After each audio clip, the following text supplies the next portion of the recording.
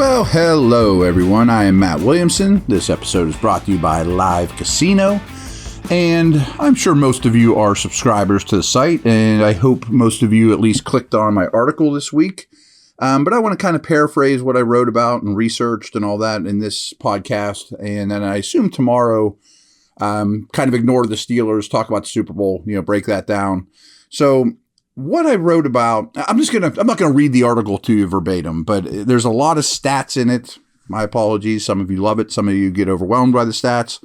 But the crux of it is you can read this article two ways. That, boy, Matt Canada doesn't know what he's doing. This offense has no explosiveness. They got problems. Or you can look at it, boy, they put a foundation in place and did a lot of the hard work, a lot of the ditch digging, pouring foundation, wiring for the house. And now if they can dress it up with some paint and beautiful new shutters and, that type of thing, they may really have something here on offense. And remember, they're not losing anyone. I mean, Zach Gentry's like the only guy that they potentially could lose from this offense, and they're going to add somebody or several somebodies, maybe their first, second, and third pick and a free agent. Who knows? So their personnel will be better next year than it is right this minute. So I've harped on over the second half of the year in particular how amazing the Steelers have been on third downs. So they converted for the season just under 45%, 44.9% of their third downs.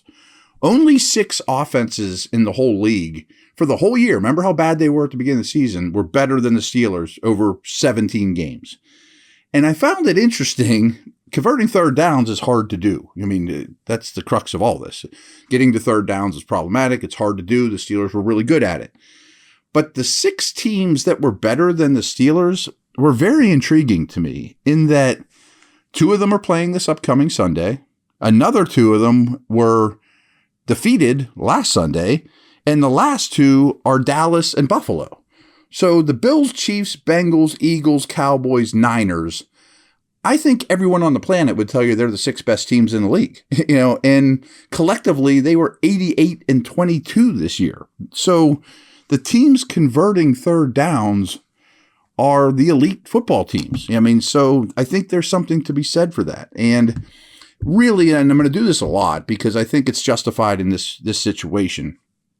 When you look post-bye, they're bye week 9, the Steelers converted 70 out of 129 third downs attempts. That was over 54%. For the season, they were at 45%.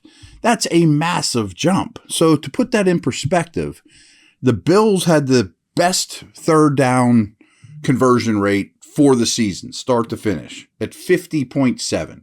If you're converting 50% of your third downs, you're at the top of the league. Steelers were at 54.2 after the bye, which is a 9-game stretch. It's not 3 games. Now, that's not sustainable. It's wonderful. Let's talk about the positives. So that is terrific. Converting third downs is very difficult. Pickett showed that he has a propensity, maybe it's just a small sample size. Well, it is a small sample size, but he did it a lot, of converting third and longs.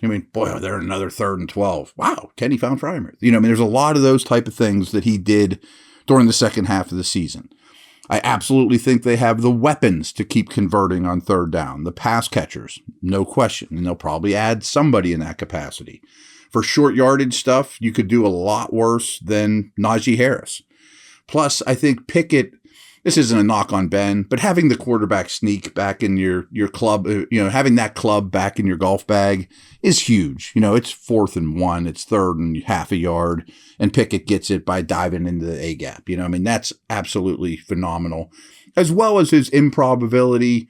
The play broke down, it's 3rd and 8, scrambles, a designed run. So quarterback runs are huge to me as well on third downs. Also, I'm not sure if I've told you this or not, but you guys know I'm a big Football Outsiders fan, and they have this metric that they call power ranks for. It's not your typical NFL.com power ranks. It's an O-line only stat for power situations.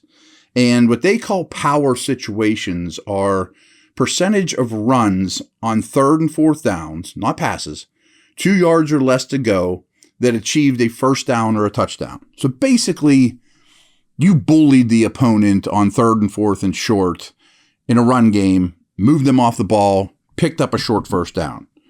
Steelers O-line, first. Best in the whole league in power situations. I'm not saying they're the best offensive line in the league, but in that situation, they were number one. So it's not like, boy, this team, doesn't have players or shouldn't be able to keep this going on. Still, they're not going to convert third downs at a 4% clip better than every other offense in the league. This is going to get worse. It's not going to get better. So this brings me to kind of the next point, but the Steelers snapped the ball on a third down 13.9 times per game last year. So basically 14 of their offensive snaps every game were on third down. And that doesn't even count the fourth down stuff. Only the Chargers, Bucks, and Jets were higher in that. That's not really company you want to keep. I mean, Chargers fired their offensive coordinator. Bucks fired their offensive coordinator. Jets fired their offensive coordinator. All those teams, Brady, Herbert, there's Evans, Godwin, Garrett Wilson, et cetera, have a lot of talent, but they were all sort of broken this year. I mean, the Bucks are going to come up again. So this is going to nerd out a little bit in that just under 31% of the Steelers' first downs were gained on third down. Only the Bears, who might have had the worst offense in the league, and the Chargers, who also fired their offensive coordinator, had a higher percentage of their first downs come on third down. Now, that makes it seem, and this has been a criticism of mine, big time, of Matt Canada and the offense as a whole, was it often seemed to me that the whole goal of the offense was, let's get to third and short, and that's a hard way to live in this league. Now, Tomlin has something to do with this, and I often praise Tomlin for what I think is probably his greatest strength, is painting the board red when you have red paint. Like, this is my team. This is the only way I can win. I want the ball on offense. I want to eat a lot of clock. I have to protect my defense and not have them out there too much. So yes, this seems ridiculously conservative, and frankly, it kind of was. But having long drives, snapping the ball a lot on third down for the 2022 Steelers, second half Steelers in particular, is the best way for us to win football games. I'm the head coach. I'm going to tell the offensive coordinator that's the way we're going to do it. And we're going to win football games. And they did. And there's a reason he hasn't had a losing season. So the Steelers also averaged 6.5 yards to go on third downs. Like, that sounds like a ton. Like, if you're going to snap the ball 14 times on third down, and on average it's 6.5 yards to go, third and 6.5, that sounds crazy. I mean, wow. I mean, they're still converting 54% of their third downs. Wow, that's unbelievable. But only 7 offenses had easier third downs to go. 6.5 yards is actually a low number.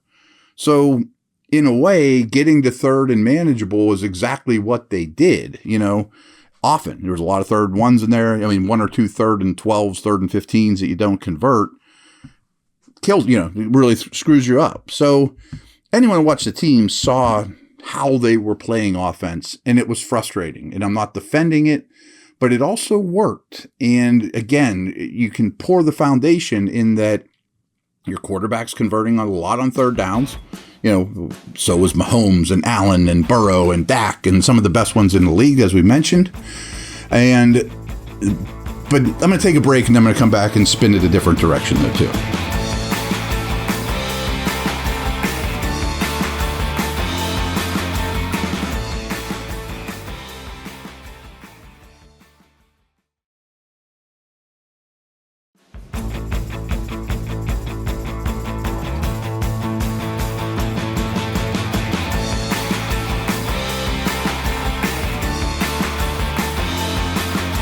So now we're back.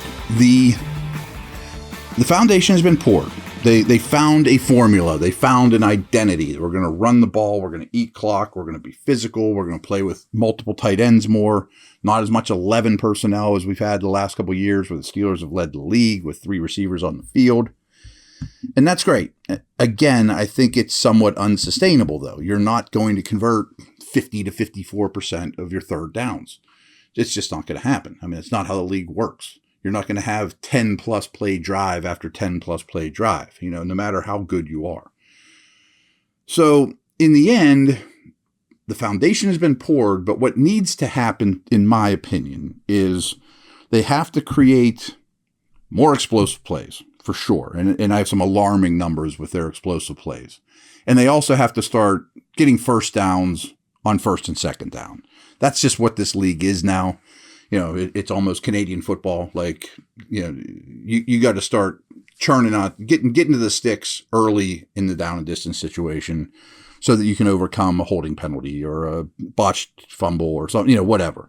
So I've been saying, and you're going to get sick of me saying this, the number one goal of this offense, this offseason, is how do we create more explosives?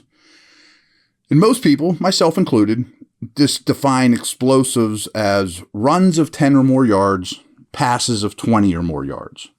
The Steelers had 53 runs to qualify, 44 passes. So they had 97 explosive plays overall. That was 16th in explosive rushes, 24th in explosive pass plays. And only 10 offenses had fewer total explosives overall, though. So there were some teams that were heavy one or the other. So they weren't horrible in that regard. They weren't great, but it wasn't as bad as I initially thought when I did this research. But then I'm like, that doesn't really pass the sniff test. Let's bump this up a lot, because I can picture Warren, Najee, Pickett with a lot of 11-yard runs that qualify, 12-yard runs. I don't remember many 18s, 22s, let alone 70s, 80s. And I don't remember a whole lot of long, consistent pass plays either.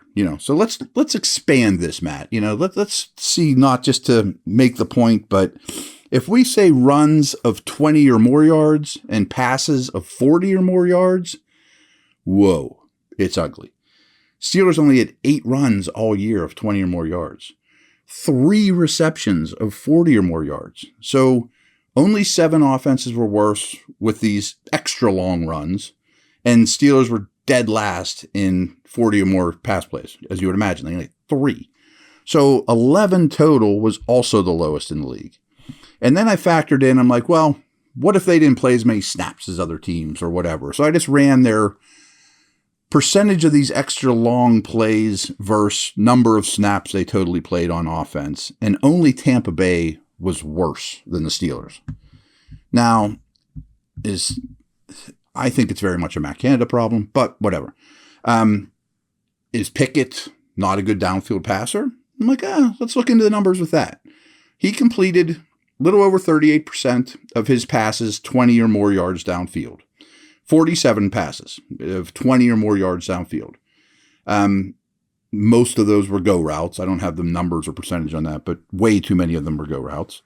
But his completion percentage was 18th. I mean, I filtered it with any quarterback that threw 25 or more passes 20 yards downfield. And he qualified because he had 47 of them. And he was 18th, middle of the pack. You'll take that for a rookie. I mean, so no, I don't think he's a bad deep passer. I mean, he was just behind Mitch Trubisky, actually. Mitch was just slightly better. Just ahead of Jalen Hurts, who I think has become one of the best deep passers in the league, actually, this year. So I found all that very interesting. Again, you can look at it 2 ways. Like, boy, they did some of the hard stuff, and they were extremely young on offense, and it should only get better personnel-wise. Matt Canada got better in the second half of the season. He's easy to pick on, and I'm going to pick on him, but he got better in the second half of the season. People are allowed to improve.